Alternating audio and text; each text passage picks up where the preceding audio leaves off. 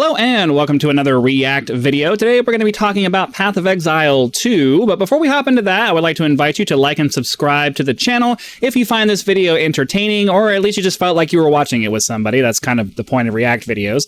And if you would like to see more content, be sure to leave a comment down below, leaving video suggestions. I can only do the content that you guys like to see if you let me know what content you guys like to see. So all that being said, let's go ahead, hop into this video and talk about it. Talamoana Exiles, welcome to another Path of Exile 2 video. Path of Exile 2 is being designed by these guys. Its development is headed by this guy, and the game is trying to capture the much sought after attention of this dude right here, and this Watch a guy lot of him. right there, and this gal right here. Don't know the other two. All these other people right here, plus these two people right here.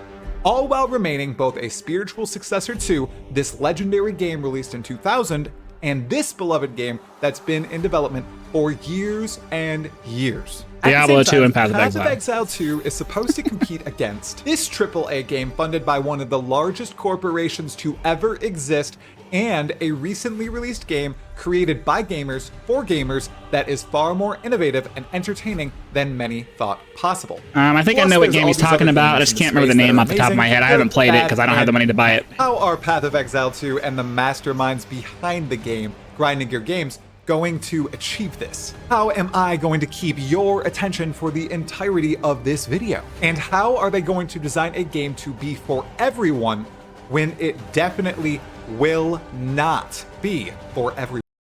So I need to do a little bit of a disclaimer here at the beginning of all of this. I only started playing Path of Exile in the last month or so. I was playing through Diablo for my channel, Diablo 3, and then, well, Diablo 3. And then somebody recommended the game to me. I gave it a try, and I kind of dived into it. I did the story campaign for my channel. Did a couple of tiers of mapping. I'm not super into in-game content for most games, especially ones that have a lot of just repetitive, grindy stuff at the end. So World of Warcraft and other games like that, where it's basically just keep diving into the same content over and over again to up your gear, is just not something I particularly enjoy. I like to have a story. I like to get through the story, get through the adventure. I grew up with fantasy novels and stuff like that. I'm old enough that I actually read paper books and stuff. So that's the kind of content when it comes to video games that I prefer. So I'm always looking for like getting through the main story, get to the end of it, have a cool experience, and then move on to something else. So a lot of the stuff that they're going to talk about in the video, I believe, is mostly about like the story campaign that's coming up, because there isn't a lot open for the in-game content, or a lot known about the in-game content yet. But I have to say, I'm really looking forward to Path of Exile 2, because I'm hoping it's going to be a little bit more approachable than Path of Exile 1 is at the moment. Well, my fellow exiles, it's time for another PoE2 video essay here on Talkative Try. I've a tremendous amount of experience with this game and all the content and a lot of people do around it. I've quite the inkling on how it shall impact the ARPG genre and the broader games industry, and I'd like to discuss this just today. I know it's early, but if you enjoy the content, hit the like button, the subscribe button, and the sub notification bell. That and way, same for me. I'll have a link to his video in my video description if you want to go this video will spread to more and more click the likes and all that stuff. Be sure you go and do that. Exiles, let's delve as deep as we can into this PoE2 topic. Oh, wait. As I was delving deep into this topic, I found something else. Something to treasure. Something to use. Something to prepare us for hours and hours of PoE2. I typically don't watch ads in my own time. I skip past it, but because I'm using his content as a source material, we'll sit and watch the ads.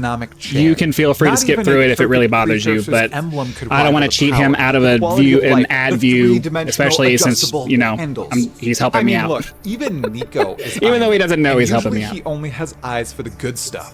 In the lead up to Path of Exile 2, mining out one of these might not be a bad idea, even if it requires you to mine a little deeper than usual. I get it. I usually go to 100 depth max, but sometimes when you go a bit deeper, you reap far greater rewards. Like this, the FlexiSpot C7 ergonomic chair, which smashes my old gamer chair and is helping me prepare my back arms, neck, and head. For I Path actually of have an Exile 2's ergonomic early chair. I'm access. sitting in one I right plan on now. grinding out more It's than a couple hours on launch. it's definitely a At good least investment 10x if you can my get longest one. I got Diablo one 4 for free playthrough. from a previous So I'm job glad because they I had have extra a chairs, sturdy, and I reliable, asked if I could have it, and they said, comfortable "Sure, take it. chair to Have rest fun with the that." golden arse of try upon. We got a whole bunch of them when they built the office that we were working in. So But my boss was kind enough to say, "Yep, you can have it." Tip-top condition for PoE2. No way they delay early access launch again. But just in case they do, you don't want to perish of a bad back before we get our hands on that incredible game, right? You wouldn't want a headstone that reads, "Here lies an exile who wasn't able to play Path of Exile 2 due Okay, to a sorry bad about back that. brought on by the lack of a Flex-a-Spot chair," right? Well, if you're itching to get yourself We made the real absolute lemonade, best type and I of was chair drinking it, for you, the and I felt sponsor of something go in today's my video, mouth, and I was like, Flex-a-Spot, "What the?" Seriously, It was got just a you piece of the covered. lemon. Bad back? No problem. Scared Like the to say crap hi? out of me. You're good.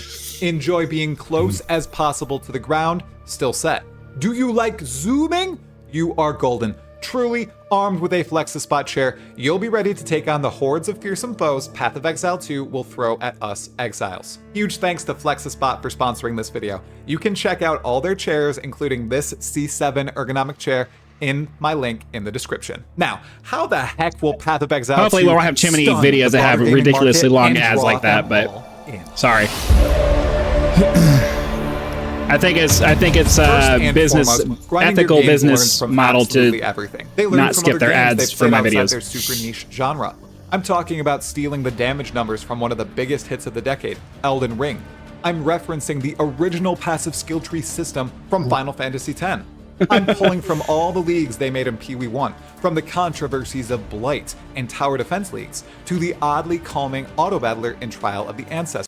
I have to say that with more freedom comes more with more options comes more perceived freedom. And one of the things that we've come to realize as we've moved into this new era, or this, new meaning in the last 100 years, this new era of having like almost unlimited choice, freedom of choice is almost an illusion, because you're always going to go after the best options. You're always going to want to seek out the best options. And even with the incredibly complex tree that comes with Path of Exile, there's a reason why you end up following a guide, because you want to. The only way to have a real decent chance is to follow something that really works. And there's only so many different versions of things that really work. And so, it's great to say, oh, we're going to have this crazy branching tree of skills that you can choose from and build your own character. But then at the end of the day, there's only a certain number of configurations that are really going to work. And it's an illusion of choice. Then, once they've exhausted ideas and learnings from other games and genres outside their own, they look inside of their own genre. Sometimes they admit when they do this. For example, they learned that people would really like an auto buyout trading system thanks to the reception of Last Epoch's Merchant Guild faction.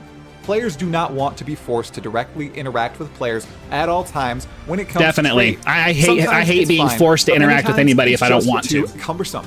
Sometimes, though, one of the big reasons why I have very little interest in the original Path of Exile's endgame is that you're gonna have to do a lot of person-to-person trading, and they don't really have, as far as I'm aware, they don't really have a way of just easily trading without having to actually talk to somebody. And I don't want to. I don't want to talk to anybody. I want to play the game and just do my thing. Games doesn't admit. I think there's a lot of people like me who are like that. Other ARPGs. When Jonathan was recently asked in an interview with Pure Diablo if they learned anything from the development and launch of Diablo 4, there wasn't anything that came to his mind except it cementing the vision they already had for Path of Exile 2. I do think there's truth there, of course, but D4 also had some successes that likely drove some PoE 2 decisions. I also haven't played Diablo 4 because it's just extremely expensive, and I haven't had money for that. PoE 2 now has a dedicated console team and even a console game director. Additionally, they designed a unique UI for consoles. They added couch co-op into the game and improved the controller experience as much as possible, with promises to make further optimizations just as Diablo 4 has done. There's got to be some inspiration from Diablo 4. I'm kind of looking forward to trying that game out with the controller. I'm not generally a controller person, but Path of Exile 1 and constantly broadening the scope of PoE 2.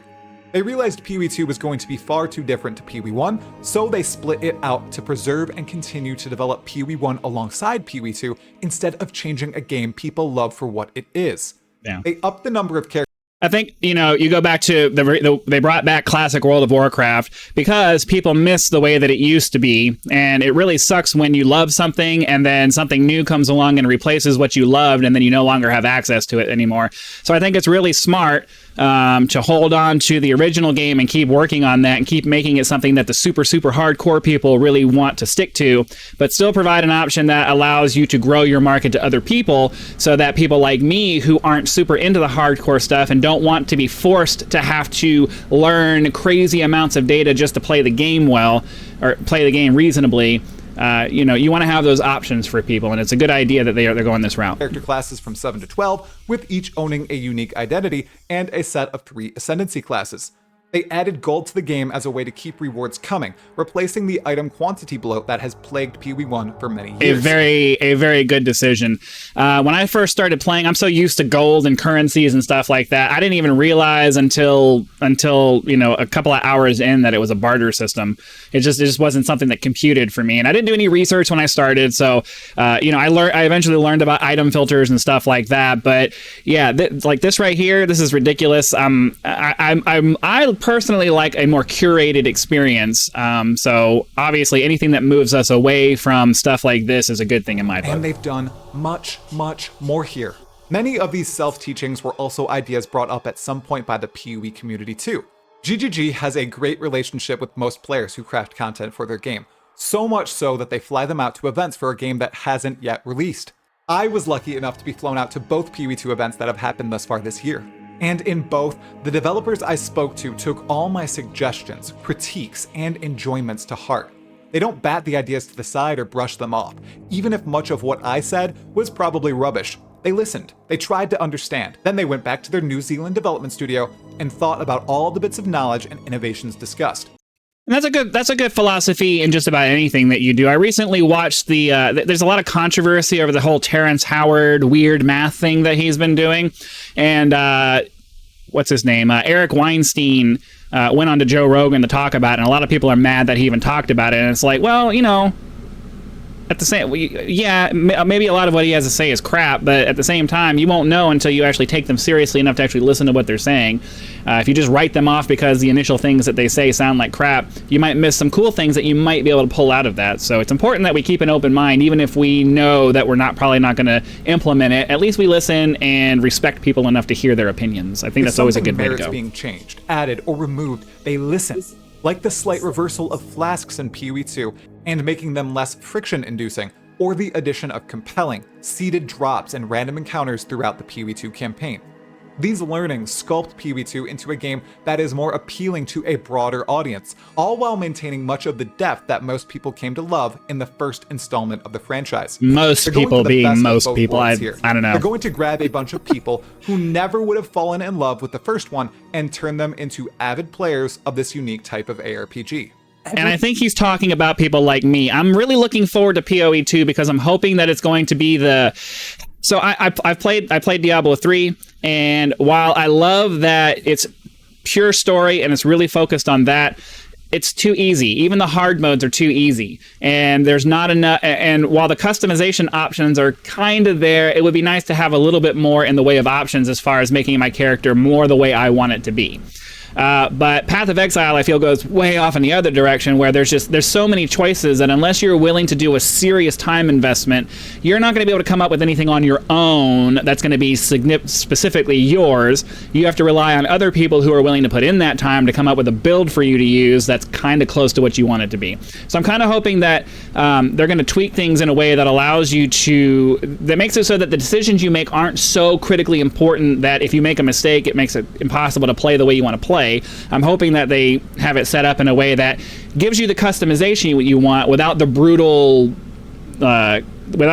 requirements that the original game had. That's one of the big things that turned me off to Path of Exile 1. Learned from years of crafting content, watching other developers, and speaking with players only reinforce what they're actually making, content-wise, for Path of Exile 2, which is what we're discussing next.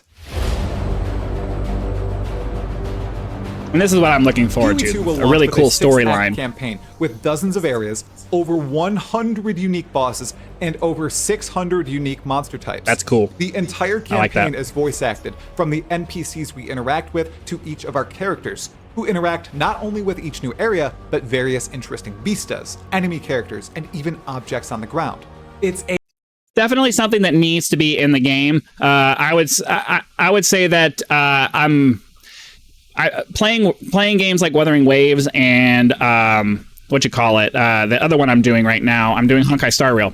Wuthering Waves and Honkai Star Rail are also fully voice activated, but it's not succinct enough. It's not direct enough. It doesn't get you through the dialogue fast enough, and you feel like you're just slogging your way through tons and tons of dialogue. I don't think that that's going to be the case in this game. I think that they are going to be very good about making sure that they're pushing you through the story at a rate that doesn't make you feel like you're just sitting here listening to the game rather than playing it. But it's just a concern to keep in your mind as you think about, it's great that it's going to be fully voice acted, but that can be a double-edged sword if you're not careful with it. A huge step up from Path of Exile 1's storytelling and campaign quality. And even if people don't leap straight into the end game, it's quite likely playing through the story will be well worth it in PoE 2. I'm hoping so. I'm really looking forward to the story. It looks like it's going to be good. Players are thrust into PoE 2's endgame. Presently, it's shrouded in mystery, although we know it shall be heavily inspired and contain the meat and bones of PoE 1's currently beloved endgame structure. Yeah. As with PoE 1, it shall be a mapping system. I personally don't foresee doing much with the end game, even for this. I'm just looking forward to the story. End game only pinnacle bosses. Reused bosses will have new abilities. Arenas will be structured differently. Monsters will have creative modifiers, and there will also be brand new content available at endgame that wasn't present in any of the previous 6 acts. As it should be. Revamped and improved leagues transferred from PoE 1 to PoE 2. Again, we're not certain on which league shall make the cut from PoE 1 to PoE 2, but we do know everything beloved and worthwhile will eventually land in the game, and most of them will be endgame activities as to not bloat the 6-act campaign and overwhelm players as they reach the pinnacle of content. Yeah. Universally praised league mechanics like one of the things that kind of frustrated me when I was going through the story mode is I really like the idea of the game itself, the story itself being like the lead up to the end game being super easy so that everybody can experience the main story. And then only those people who want to be super hardcore about it and really get to the top tier of the game have to put up with the super difficult parts of the game. And the way that they did Path of Exile 1, by the time you start getting into like the second half of the story mode, you're already at the point where if you made mistakes early on, you're really going to struggle to get through the content without dying a lot. And that's super frustrating. I'm really hoping that they kind of dial that back a bit for the campaign mode for this, so that way, the average person can enjoy the world, hop into raid class, do some really cool stuff, and then they get to the end and they get to the hard stuff and they're just like, you know what, I'm good. I had my fun. Let me go find something else to do. I think that's a really great way to approach game development. Which is the infinite pursuit of loot and azurite deep into a dungeon in PoE 1 will likely be in. So will unique leagues like Heist, wherein we work with various rogues to snatch valuable artifacts and rare items from dastardly individuals. I hope Harvest and its colorful beasties will make the cut. I never did much with the Azurite, but I did do a few heists, and those were kind of fun. This is a ridiculous amount of content to play, even at launch. More than enough to wow any potential gamer turned exile. By the way, have I not yet mentioned that all this, the 6-act campaign, the expansive endgame, and all the new leagues have only a single barrier to entry? It's actually playing the game. That's it. Yeah. And that's one of the things that that's like a massive plus that other games just are going to have a hard time getting over. They're giving you all of the quality of the game for free. You're not having to pay a single dime, and you're paying for things that aren't necessary. You're paying for things that are just conveniences rather than giving you access to things. Everybody gets access to all the same stuff, and you're just paying for the nicety things. And the fact that they're able to do that makes the game available to more people, and it makes it much more approachable because you don't have to spend anything to get into it. You just hop in, and they kind of hook you along to get you to where you like the game enough to want to pay for the conveniences and extras and stuff. The biggest draw for many might just come down to one thing that nearly every gamer understands: the cost of entry. Path of Exile 2, like its predecessor, will be entirely free to play. You will be able to experience every ounce of the game's content without paying a penny, a pound, a piece of gold, whatever. That's a huge plus in many people's eyes. It's a massive Absolutely free a plus trial. in my eyes. Then, if you'd like to spend some money on it, you can on cosmetics, like armor sets, hideout set pieces, custom skill effects, and more. Or, if you'd like to set up your account permanently, you can drop $60 US to grab all the stash tabs you'll ever need. Then you'll never actually need to pay again for convenience. But don't worry, if you ever played Path of Exile 1, bought stuff there, and would like to try PoE 2 out, all your bought microtransactions transfer over free of charge. This includes all your I'm looking stash forward space. to that. I purchased a couple of stash tabs. The only stash tab that I really haven't gotten yet that, especially specifically for in-game is the map stash tab, because the way they priced it, especially with the sale that was going on, it put it just above one of the purchase packages that you get. So I would have had to have bought 2 purchase packages to buy the one thing that I want, and I would have had a bunch left over. And it's like, I really hate that. Sometimes it works out that way. I don't know if they did that on purpose or whatever. But anyways, the point is that the stash tabs that I've bought, I'm really happy that the ones I've already purchased for the one game are going to move over to the next game. To be perfectly honest, I think it's kind of ridiculous that they're doing that. They would be perfectly justified in, Path of Exile 1 being its own thing, and then if you want the same things in Path of Exile 2, well, you have to pay for that as well. The fact that they're doing that is really, really cool, and I'm really happy, and I respect them a lot for doing that. But at the same time, I'm like, you guys are missing out on an opportunity to make some pretty decent money by charging people again for the next game. This is a whole new game, and it would not be unreasonable to charge people again for that same service, because it's a completely different game. It's completely new. It's completely upgraded. It's completely everything, and no one would bat an eye about being expected to pay for that stuff again. But they're choosing to just roll it over anyway, and that's, I don't know. I don't even know what to say about that other than that's badass. The same can be said if you buy something in PoE 2 and would like to use it in PoE 1. You can do that too. In a world where money is tighter and tighter, Path of Exile 2's fair monetization model will bring in a ton of new players who will be flabbergasted. I would say it's even more than fair. It's like free to play. That's really and they'll good. Stick around forevermore. To play what other companies will just give services that you should be paying for away for free? Character. I think it's way more than fair that they're doing it that way. We've already discussed how much content will be in the game. That's but customer loyalty is what that is. Different game modes, end game bosses, and routes through the game, players should still run out of things to do, right? Wrong! Path of Exile 2 will boast even better replayability than its forebear, which was absolutely jammed with character options. Much like our universe or my hype, PoE 2 replayability will be infinite. The game will launch its 1.0 release with 12 character classes. The Monk, who specializes in combos, quarterstaffs, and unarmed strikes. The Ranger, who is an expert in bow-based combat and poisons. The Warrior, whose skills revolve around carrying a massive mace. The Druid, who embodies shape-shifting and nature magic. The Huntress, who is the Amazon of Diablo 2. Druids are fun in theory, but I don't know. The Mercenary. Every game I've ever played that had one was always kind of... Yeah. The Sorceress, whose elemental spells devastate the entire field of battle. The Witch, who raises gigantic hordes of minions, including any non-boss enemy in the game. One of my favorite builds in Path of Exile 1 was a minion build. Swinging axes of all shapes and sizes around in a rage. The Templar, who should be the premier holy class in all ARPGs, with flails too. The Duelist, a master swordsman and navigant of war, and the Shadow. Always my favorite class in any of these RPG games. I love the nimble dagger-wielding thief guy. Just my favorite thing. And that's one of the big things about Path of Exile 1 that really just irritated me, is that there were no options for a dual dagger build, or just a dagger build, or just, the traditional, I'm going to be an assassin with a poisony knife and just stab people with my knife. You had to go with some kind of a spell. You had to go with some kind of something that wasn't just a basic stab. And something that actually worked. Now, there were some workarounds to that, like what was it called? Some kind of blink build or something like that, where you zip around or whatever. But you had to get to the end game before that was even a possibility, and you had to have a bunch of gear, and you had to have a bunch of certain skill points and stuff like that.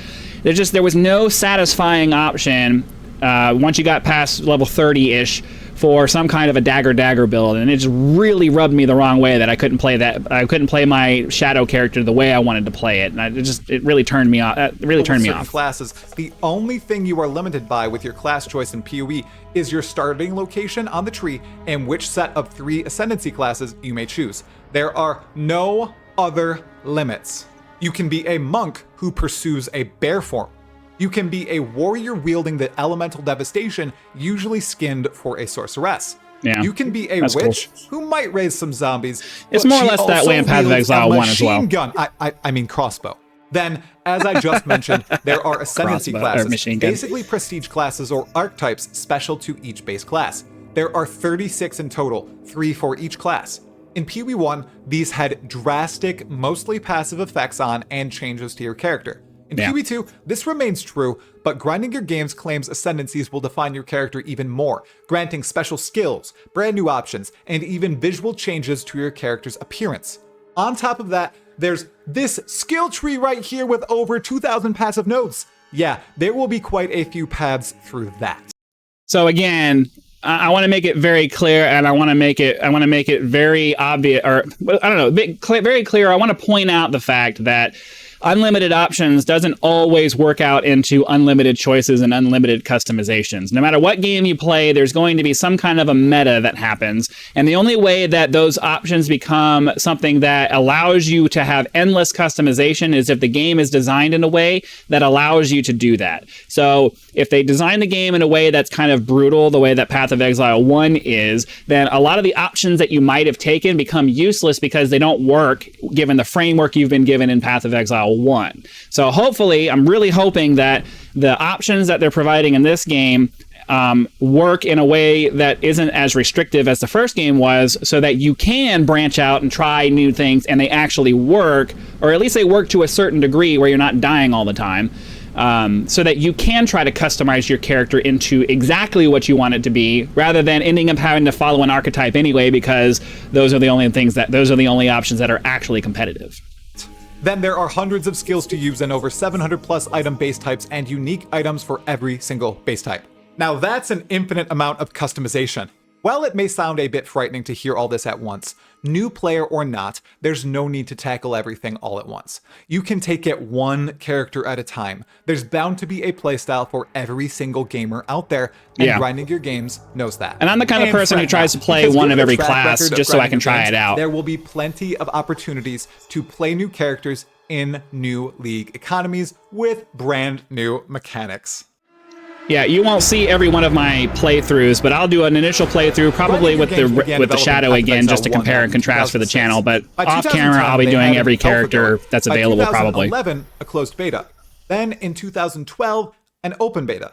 In 2013, they officially launched the game with their 1.0 version, marking the true beginning of their patch schedule. It took a few years to get a system down, but after moving from 1.0 to the substantial 2.0 expansion, which brought a ridiculous number of improvements to the game's structure in addition to a fourth act, you could sense the confidence and power building within the devs.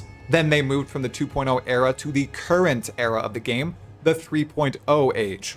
As soon as 3.0 launched, bringing 6 more acts to the game, everything changed. I didn't catch that the first time I watched this. Went up. League mechanics were much more involved. Art design was superb. The music was the same ridiculous quality as before, but there was more of it because expansions. I have to say, the music in the original game is really good. It is really good. And I was a professional musician for half of my adult life, so I have a vague idea of what I'm talking about. Some expansions are definitely seen as more controversial and lower quality than others, but every expansion is unique, bringing new rewards, new content, new systems, and more importantly, new ideas and innovations to Path of Exile 1. So again, this is one of those things where, that's a double-edged sword, because if you're there as the game is progressing and you're slowly accumulating those into your list of things that you're doing, then it's easy to assimilate that. But for me, who came in at the very end of the current era of Path of Exile 1, there were all these mechanics that just kept getting dumped on top of me as I leveled up through the campaign.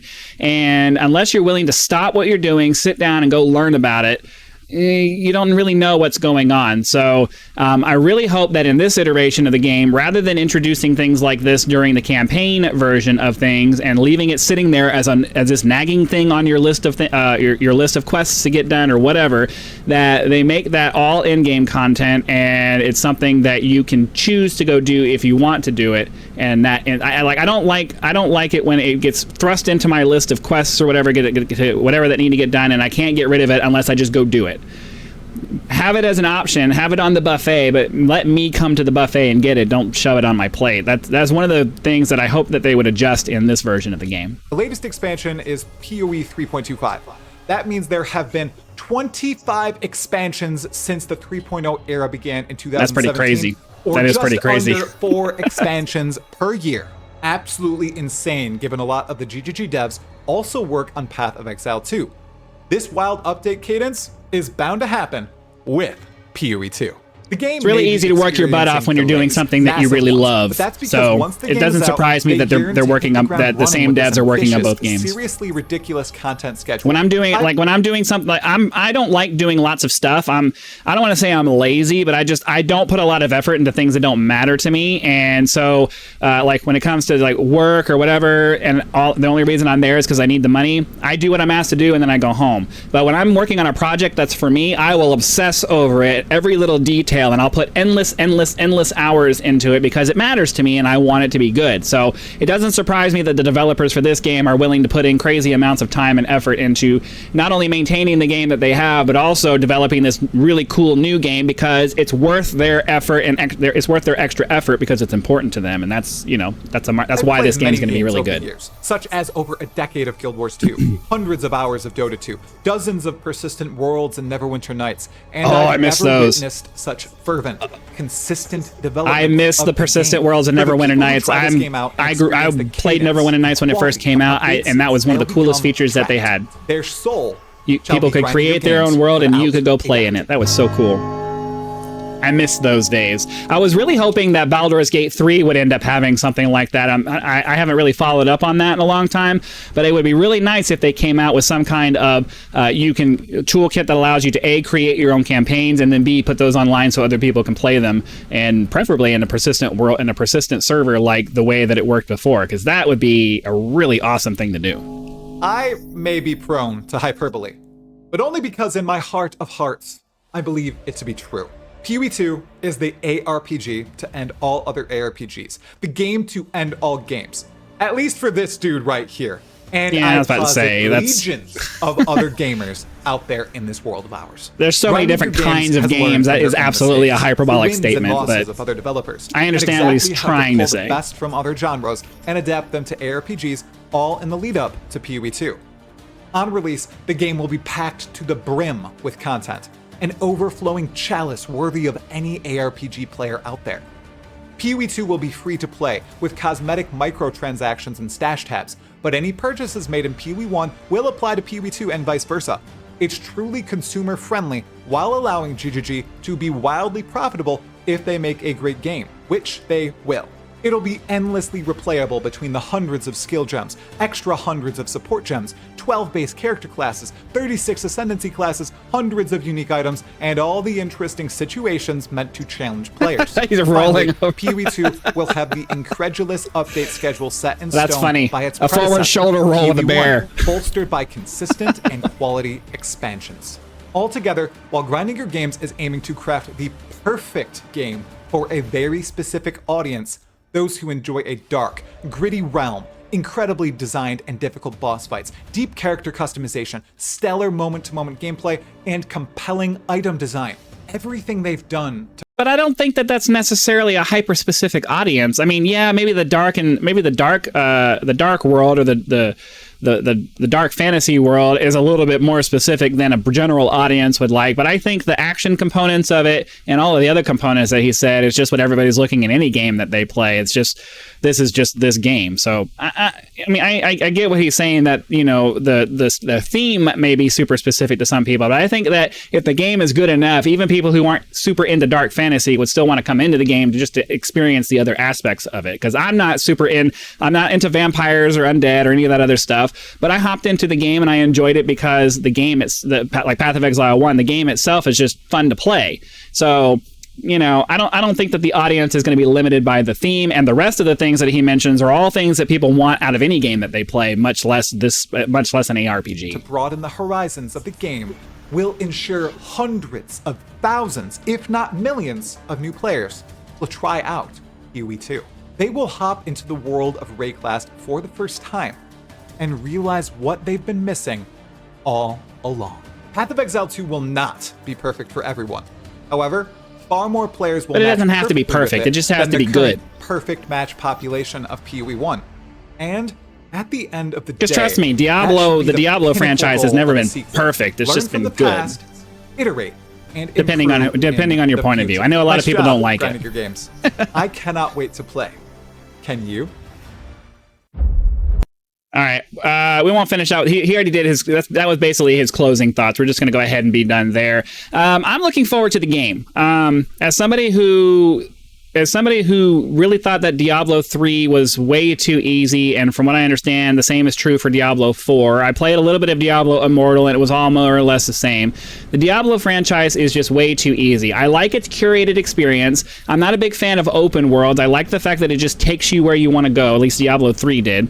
And I'm a big fan of a guided story experience. And so one of the things I liked about Path of Exile 1 is that it was more or less the same kind of thing. It pointed you in the direction of where you were supposed to go, and it took you through a story. And even though the story wasn't necessarily told in the best way, there was a story there, and if you paid attention, you would get some of it.